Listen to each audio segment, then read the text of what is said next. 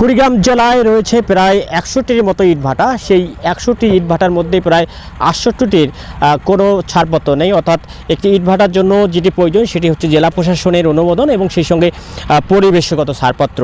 তো এই যে ৬৮টি ইটভাটা আছে, কোনো পরিবেশের ছাড়পত্র নেই জেলা প্রশাসন থেকে অনুমতি। তারপরেও এই যে ৬৮টি ইটভাটা কীভাবে চলছে সেটি জনমনে প্রশ্ন আসছে।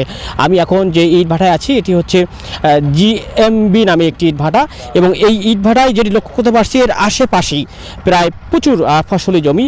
যেসব ফসলি জমির এই ইটভাটার কালো ধোঁয়ায় প্রতি বছরই ক্ষতিগ্রস্ত হয়, এবং সেই সঙ্গে এই আশেপাশে যে ফসলি জমি আছে সেই ফসলি জমি থেকে ফসলি জমির মাটির উপরে যে টপসয়েল, সেই টপসয়েল থেকে মাটি নিয়ে আসা হয় এবং সেই মাটি দিয়ে ইট প্রস্তুত করা হয়, যার ফলে আসলে পরিবেশের, বিশেষ করে ওই সব জমিতে বেশ কয়েক বছর উৎপাদন হয় না, এমনটাই কিন্তু বলছে যারা পরিবেশ নিয়ে কাজ করে থাকেন। এছাড়াও এই যে আসলে এই ইটভাটার যিনি মালিক মোস্তফা, তিনি জেলা আসলে ইটভাটা মালিক সমিতির তিনি সভাপতি। তার ২টি ইটভাটা রয়েছে, সেই ২টি ইটভাটার একটিও কিন্তু পরিবেশের ছাড়পত্র কিংবা জেলা প্রশাসনের কোনো অনুমোদন নেই।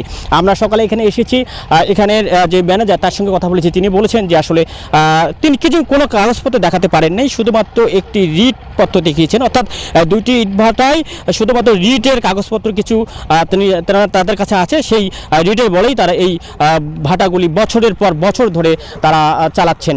এর ফলে যেটি হচ্ছে সেটি হচ্ছে পরিবেশের ব্যাপক একটি ক্ষতি হচ্ছে, কেননা এর পাশেই রয়েছে রেল লাইন, সেই ৫০০ গজের মধ্যেই প্রায় ২টি প্রাথমিক বিদ্যালয় রয়েছে এবং সেই সঙ্গে ২টি বড় বাজার রয়েছে।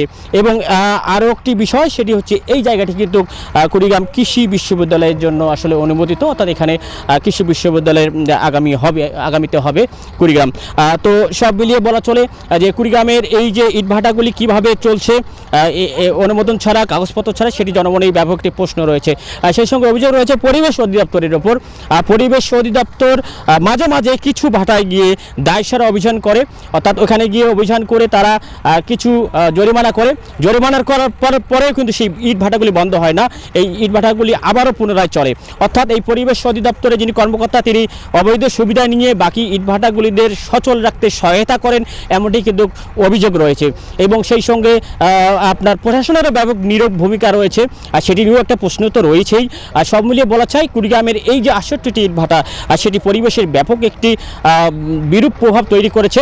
এবং মানুষজন যারা বলছে যে আসলে এই ইট ভাটাগুলি বন্ধে পরিবেশ অধিদপ্তর কিংবা প্রশাসন তারা একেবারেই ভূমিকা রাখবেন এবং এদেরকে বন্ধে খুব প্রয়োজনীয় ব্যবস্থা গ্রহণ করবেন, সেটি কিন্তু সকল মানুষ বলার চেষ্টা করছে।